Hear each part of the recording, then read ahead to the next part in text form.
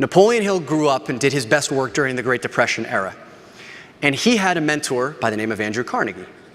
And Andrew Carnegie said to him, Napoleon, if you want to learn how the greatest people in the world attract riches into their life, then you need to interview 500 of the world's greatest.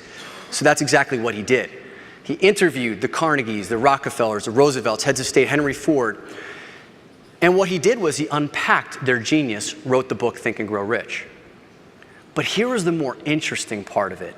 Carnegie said, if you really want to understand human psyche and what makes people successful versus those who are not, you need to interview 10 times as many people who at their deathbed felt like they left chips on the table, that they did not manifest the kind of life that they had hoped to.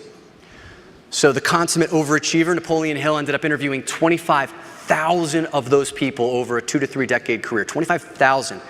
And he unpacked their secrets. And he wrote this book called Outwitting the Devil, which his family buried for 7 decades because they take some shots at some pretty big institutions like religious organizations and education systems. But he creates this dialogue with the devil. And I ended up reading this during Hurricane Sandy. There was a blackout in New York City where there was no lights, there was no running water, all I had was a flashlight and no interruptions, and these words sunk in deeply. They forever changed the course of my life. My greatest weapon over human beings is how I gain control of their minds. Habit, through which I silently enter the minds of people. And by operating through this principle, I establish the habit of drifting. And when a person begins to drift, he is headed straight towards the gates of hell. And that's the devil speaking. And what the devil is saying is that even though we think we're making all of these conscious decisions, navigating our lives, we're actually just in this little hypnotic rhythm, meandering through life. And only when an outside force thrusts itself upon us do we sit up and ask ourselves the difficult questions.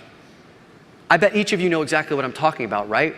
Usually it's a crappy outside force, like losing a top client, loss of a loved one, an unexpected illness comes across.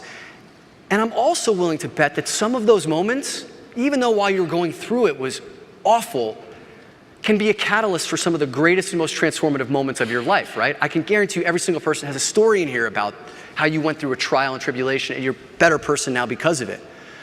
But the question I pose for each of you is, why do we have to wait for an outside force to thrust itself upon us before we start making those decisions?